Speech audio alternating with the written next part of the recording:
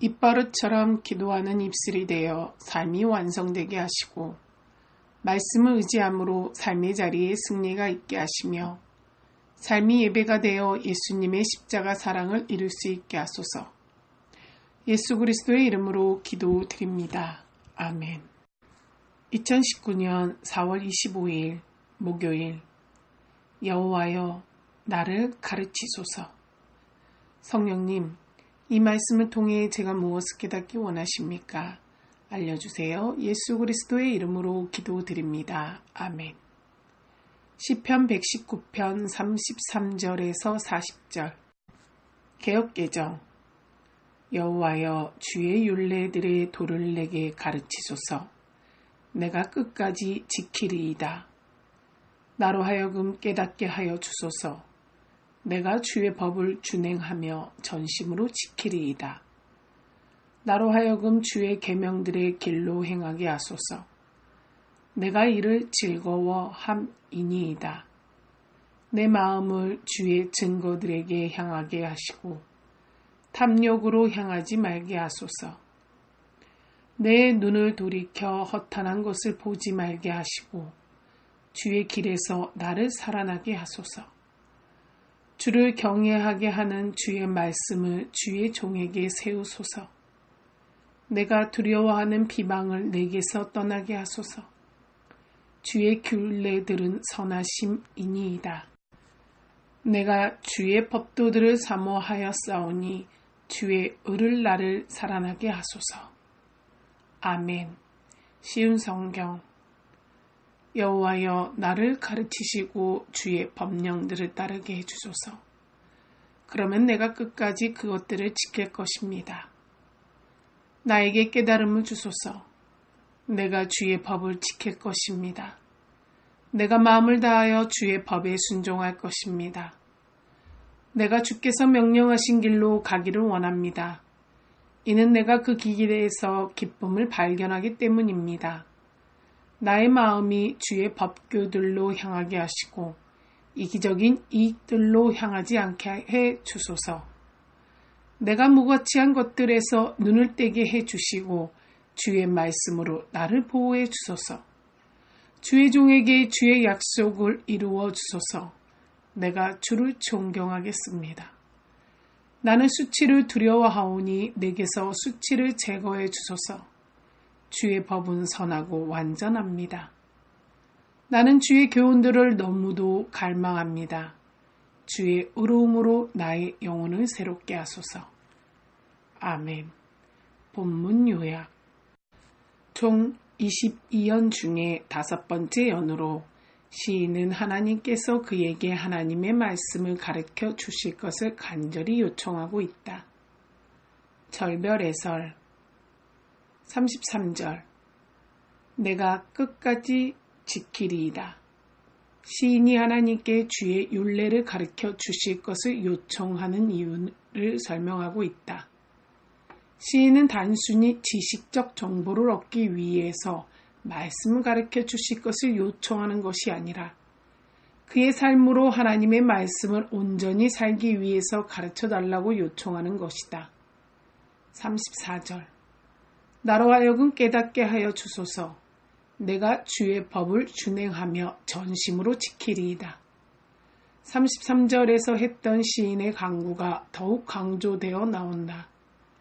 시인은 하나님께서 그에게 하나님의 말씀을 깨닫게 해 주신다면 마음을 다해서 그가 깨달은 말씀을 준행하며 살겠다고 고백하고 있다. 35절 내가 이를 즐거워함이니이다.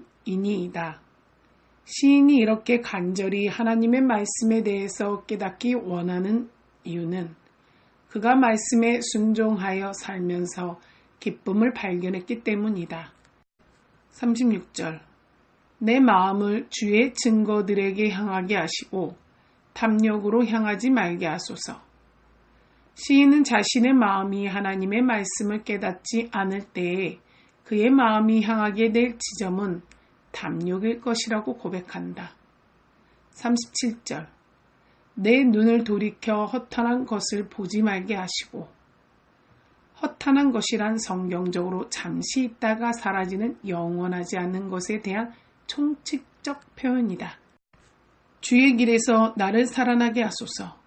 공동 번역은 이 부분을 당신의 길을 걸어 생명을 얻게 하소서라고 번역하고 있는데, 허탄한 것을 쫓다가 영원한 생명에서 벗어나지 않도록 자신을 지켜주실 것에 대해 강구하는 내용이다. 38절. 주를 경외하게 하는 주의 말씀을 주의 종에게 세우소서. 하나님께서 그분의 말씀을 붙잡고 있는 시인에게 하나님의 약속을 이루어 주심으로 시인으로 하여금 헛된 것에 마음을 빼앗기지 않고 하나님만 경외하면서 살게 해달라는 강구다. 39절. 내가 두려워하는 비방을 내게서 떠나게 하소서. 본문의 비방은 하나님의 말씀을 순종하지 못하도록 방해하는 모든 것을 상징하는 말이다. 시인은 하나님의 말씀을 순종하는 일에 방해가 되는 모든 것으로부터 그를 지켜달라고 강구하고 있다. 40절. 내가 주의 법도들을 사모하였사오니 주의 의로 나를 살아나게 하소서. 시인은 그가 하나님의 말씀을 간절히 갈망하고 있음을 하나님께서 보시고 말씀으로 그를 의롭게 빚어주셔서 새로워지게 해달라고 강구하고 있다. 저자의 묵상. 하나님을 아는 지식과 세상의 학문을 아는 지식은 분명한 차이를 가지고 있다. 세상의 지식은 정보의 축적으로 끝나지만 하나님을 아는 지식은 근본적으로 지식적 정보와 삶의 순종을 포함한 개념이기 때문이다. 특별히 히브리어의 안다, 히야다 라는 단어는 무언가의 정보를 안다는 개념이 아니라 그것을 경험하여 안다는 개념을 가지고 있다.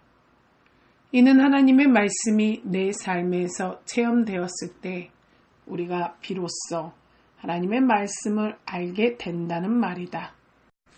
본문에서 시인이 하나님께 자신에게 하나님의 말씀을 깨닫게 해달라고 강구하는 근본적인 목적은 지식을 위함이 아니라 순종을 위함이다. 오늘날 성도들에게 성경의 말씀은 지식적 유희에 많이 치우친 경향이 있음을 부정할 수 없다.